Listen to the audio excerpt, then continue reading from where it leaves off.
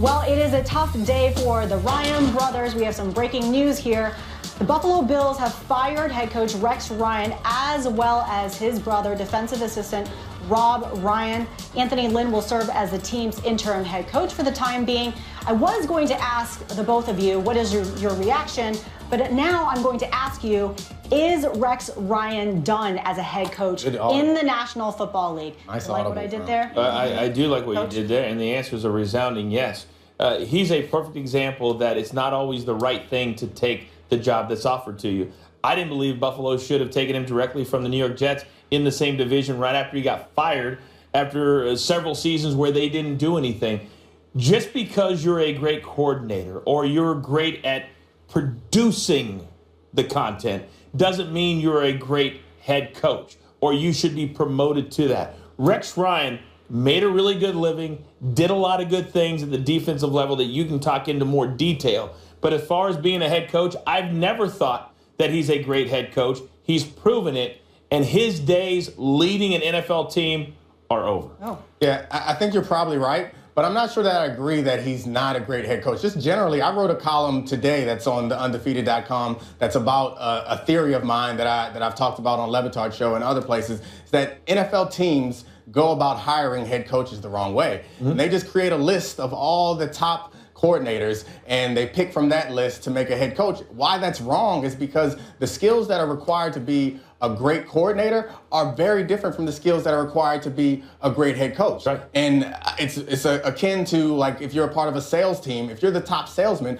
sooner or later they might make you the manager of all salesmen, but the skills that you've shown that you're very good at are not the same skills that will be required to manage a team. And I think that Rex actually has, more than many coaches, the ability to be the face of the organization. He's shown an ability to do that well, whether you like the face that he gives. He is a distinct personality that sells tickets, which is good. He also seems to be able to manage the emotional well-being of the team. I've never heard of a team that turned against Rex Ryan, and all the teams that he's played for, everyone loves him. Those are things that he does that he does well. But I think that oftentimes, when you take a coordinator and you pay him a bunch to be a head coach, you're paying him more money to do less of what he's done, what he's shown that he's good at. Which is like Kyle Shanahan comes to mind as, for my money, he's the best offensive coordinator in the league right now, and he's likely going to get a head coaching job at some point, and someone's going to pay him a ton of money to no longer do what he does best. Why can't we get to a point where, in the same way we'll pay Von Miller a bunch of money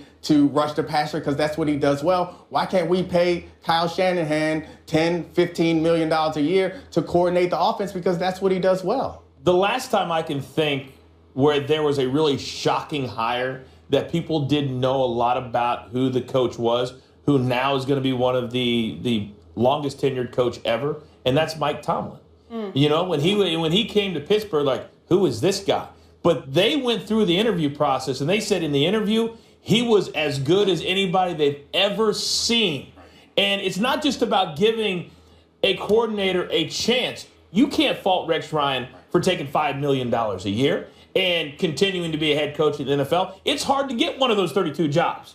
But it doesn't mean the team, to your point, did the right thing by hiring Rex Ryan. If he would have stepped away, taken a year or two, taken the right situation, he also doesn't know how to gauge the temperature of the water, as I like to say. You can't make these guarantees, or we're going to do this and we're going to do that, when you're coming off a losing season and you're trying to get guys to buy in. I don't necessarily think that's a problem either, because that's drawing attention to him and it's taking pressure off the players. But look what it does now. But that's fine. Now. He's fine with that. He's fine with taking those big risks, which I respect, and the players respect that. So I think to your point about Tomlin, another example was a coach that I played for, John Harbaugh. Not the crazy Harbaugh, but the sane Harbaugh. That's right. He was a special teams coordinator, and it felt to me like that's part of what made him good, was that he didn't want ownership of the offense. He didn't want ownership of the defense. He didn't even want ownership of the special teams. He was about being the team's CEO. And once he got comfortable and started to have more confidence in himself, he allowed the players to have more input. That was the right way to go about, instead of going for someone who's shown the ability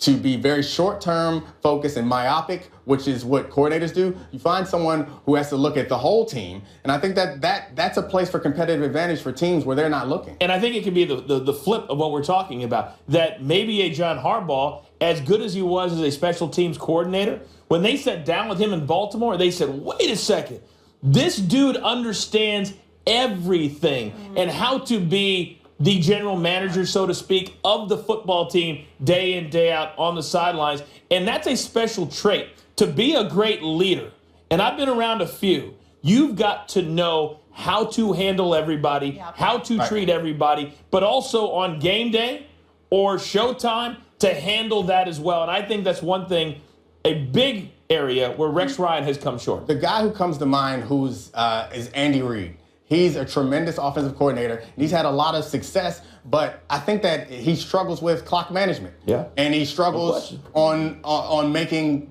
timeouts before fourth down, before making a decision. I think the problem is you put too much on their plate. You can't be in your play sheet and also thinking ahead. You can't be integrating the offensive, defensive, special teams game plans, making sure they're cohesive if you're focused on a little thing. Andy Reid should be an offensive coordinator, and someone else should be the head coach, and you can pay him more than a head coach if he's more valuable than the head coach. I feel like if there's one organization that you could really take an example from is the Pittsburgh Steelers, because they've done such a good job of like really interviewing the person, looking at their background. What, 3 head coaches in 50 years?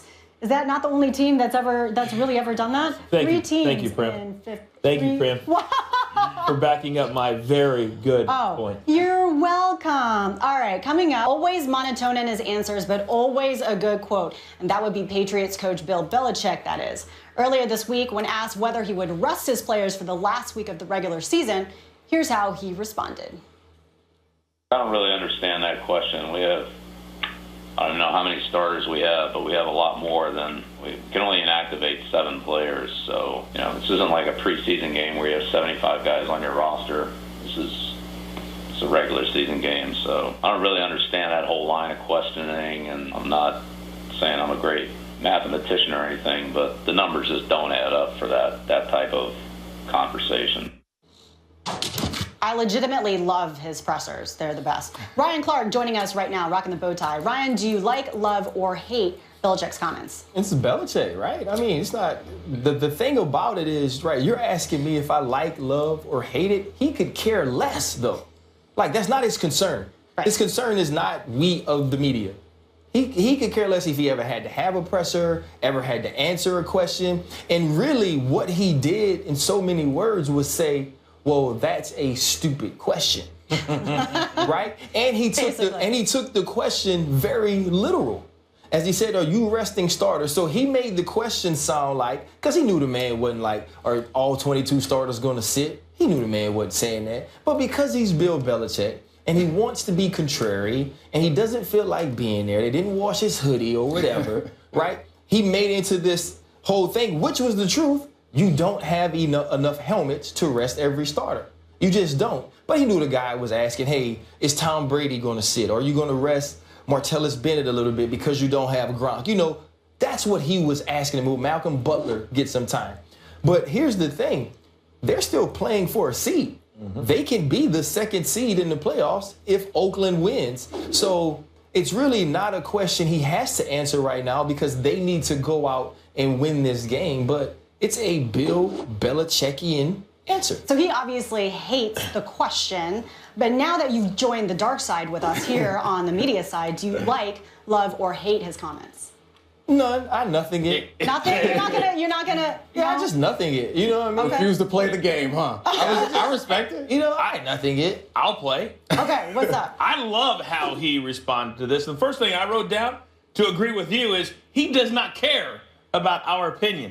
I think it's hilarious how for so many years now, it's kind of like the Wizard of Oz. If you don't see the wizard behind the curtain, you really don't know what's going on. I believe before every press conference, he stands behind a door and laughs with everybody that works with the Patriots. And fans actually believe this is how Bill Belichick is. He's got a very good personality. He's kind of a fun guy. If you've ever seen him behind the scenes on NFL films, he just likes to go out and have fun with you. Have fun with you because it doesn't matter. He has gotten to a level, and his philosophy I agree with. He doesn't want to rest his starters. He believes in records and legacies and things of that nature. And if you rest starters, you just give games away, even if there is something to play for as far as seeding is concerned. I also believe that he believes that at Foxborough, they are unbeatable in the AFC playoffs. That's why the number 1 seed is so important. So, I mean, I believe, first of all, I'll play the game. Oh, thank you. Thank you. You got it. Appreciate it. Did you get to point out that I ain't played? No, I said it one time. I kind of felt like you did. Yeah, you said it one time. I'm sorry. I heard you. I mean, the Steelers beat the Ravens this weekend, so you and I are not in a great place right now, sir. You look better than me with that bow tie on. I don't appreciate it. I can't pull a bow tie off. I don't know if my neck is too small or what, but I'm not the bow tie type of guy. I go conventional type. But anyway, to the point.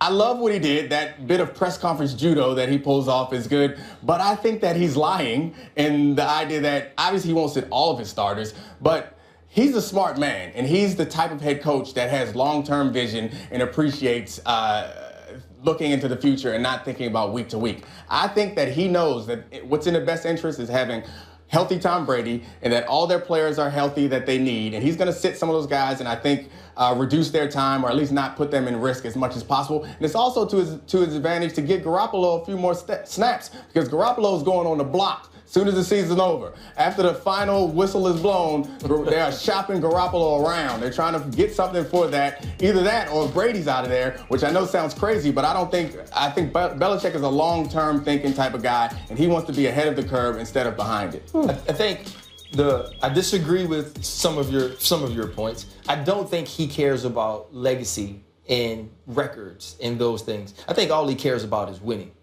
And maybe doesn't that lead to legacy? Well, winning big, not necessarily winning this week. He's not worried winning about right. So I'm saying, and so I think if he felt like it would be in the benefit of winning, right? Because if he goes 13-3 or 14-2, it doesn't matter unless he wins the Super Bowl, right? We won't care. We won't be like it was a 13-3 team. It wasn't like a 14-2 team, right? So I don't think that actually factors in. But what you said about having the playoffs come through Foxborough matters to him.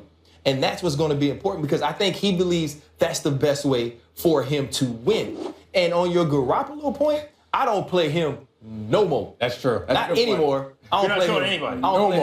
No more. Because what he did, right? Because the small part you guys remember. Right, you're right. You can't increase his value. He would have been a Pro Bowler at that level he played at. Right. Right. You know who's saying that? All the teams with bad quarterbacks. That's a good point. Right? Can't improve his value at this point. All the teams that want him, there's a scout going in, hey, man, you know, if Jimmy Garoppolo would have played, they'd be 13-2, just like they are with Tom Brady, and he still has nice hair. You know what I mean? It's all kind of stuff they sell. When you look at, and also the reason I don't think that he thinks this way as well, he has proven that it doesn't matter who's out on the field with Tom Brady this year at all. Gronk goes down, doesn't matter. These guys go down, he gets really, doesn't matter. As long it's as always Tom, been the way with the Patriots. It doesn't matter who's in. And that's crazy. As long as Tom Brady's out there, that's all that matters. By the way, I feel like he does not wash his hoodie. Because you said that he is something to wash it. I feel like he does not wash it. It's like 20 in the closet. That's true. He probably does.